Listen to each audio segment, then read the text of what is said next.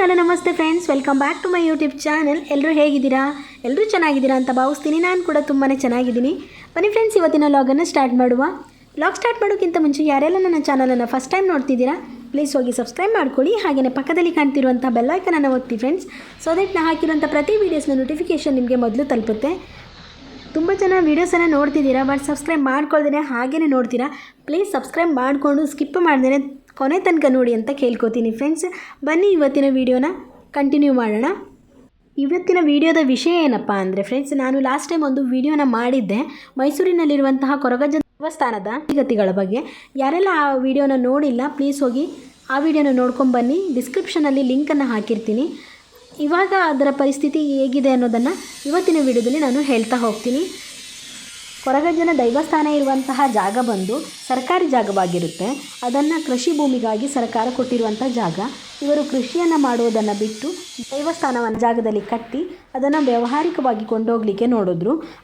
ಹೇಗೆ ವ್ಯಾವಹಾರಿಕವಾಗಿ ಅಂದರೆ, ಕೊರಗಜ್ಜನಿಗೆ ಬಂದಿರುವಂತಹ ಸೇವೆಗಳನ್ನು ಇವರು ಅಂಗಡಿಗಳಿಗೆ ಮಾರುವುದಾಗಿರ್ಬೋದು, ಹಾಗೆಯೇ ಬಂದಂತಹ ಭಕ್ತಾದಿಗಳಲ್ಲಿ ಬೇಡಿಕೆಗಳನ್ನು ಇಡುವಂಥದ್ದಾಗಿರ್ಬೋದು, ಹೀಗೆಲ್ಲ ಮಾಡ್ಕೊಂಡು ಹೋಗಲಿಕ್ಕೆ ನೋಡಿದ್ರು ಇವರು. ಹಾಗೆಯೇ ನಮ್ಮ ಮಂಗಳೂರಿನಲ್ಲಿರುವಂತಹ ದೈವಾರಾಧಕರು ಹಾಗೆ ಪೂರ್ವಜರು ಹಾಗೆ ದೈವ ದೇವರುಗಳ ಬಗ್ಗೆ ಹೆಚ್ಚೆಚ್ಚು ತಿಳಿದುಕೊಂಡವರು ಕೂಡ ಈ ವಿಷಯವಾಗಿ ಆಕ್ಷೇಪವನ್ನು ವ್ಯಕ್ತಪಡಿಸಿದರು. ಇದು ಯಾವುದಕ್ಕೂ ಅವರು ತಲೆ ಕೆಡಿಸ್ಕೊಂಡಿರಲಿಲ್ಲ. ಇದೆಲ್ಲ ಅವರು ಆವಾಗಲೇ ಸ್ವಲ್ಪ ಅರ್ಥ ಮಾಡ್ಕೊಂಡಿದ್ರು ಕೂಡ ಇಂತಹ ಪರಿಸ್ಥಿತಿ ಅವರಿಗೆ ಬರ್ತಿರಲಿಲ್ಲ. ಇಂತಹ ಪರಿಸ್ಥಿತಿ ಅಂದರೆ, ಇವಾಗ ಕೊರಗಜ್ಜನ ದೇವಸ್ಥಾನ ಇರುವಂತಹ ಜಾಗ ಬಂದು ನೆಲಸಮ ಆಗಿದೆ. ಜಿಲ್ಲಾಡಳಿತ ಅದನ್ನು ನೆಲಸಮ ಮಾಡಿದೆ. ಆ ದೈವಸ್ಥಾನ ಇರುವಂತಹ ಜಾಗದಲ್ಲಿ ರಾಜಕಾಲುವೆ ಬಂದ ಕಾರಣ ಅಲ್ಲಿಯ ದೈವಸ್ಥಾನವನ್ನು ತೆಗೆಯಲಾಗಿ ಇಷ್ಟೊಂದೆಲ್ಲ ಬೆಳವಣಿಗೆಗಳು ಆಗ್ತಾ ಇದ್ರೂ ಕೂಡ ಅಲ್ಲಿಯ ದೈವಸ್ಥಾನದ ಅರ್ಚಕರಿಗೆ ಯಾವುದೇ ಕೂಡ ಬುದ್ಧಿ ಬಂದ ಹಾಗೆ ಕಾಣಿಸ್ತಾ ಇಲ್ಲ. ಇಷ್ಟೊಂದು ಅವಮಾನಗಳಾಯಿತು, ಇಷ್ಟೊಂದು ಸಂಸಾರದಲ್ಲಿ ಕಲಹಗಳಾಯಿತು, ಆದ್ರೂ ಕೂಡ ಬುದ್ಧಿ ಬಂದ ಹಾಗೆ ಕಾಣಿಸ್ತಾ ಇಲ್ಲ ಇವರಿಗೆ. ಒಂದು ಲೋಕಲ್ ಮೀಡಿಯಾದಲ್ಲಿ ಅವರು ಹೇಳ್ತಾರೆ, ನನಗೆ ಈ ದೈವಸ್ಥಾನವನ್ನು ತೆಗೆದ್ರೆ ಏನಂತೆ, ನಾನು ಇನ್ನೊಂದು ಕಡೆ ಹೋಗಿ ಪುನಃ ದೈವಸ್ಥಾನವನ್ನು ಕಟ್ಟಿಸ್ತೇನೆ ಅಂತ. ಅಜ್ಜ ನಮಗೆ ಒಲ್ದಿದ್ದಾನೆ ಹಾಗೆ ಹೀಗೆ ಅಂತ.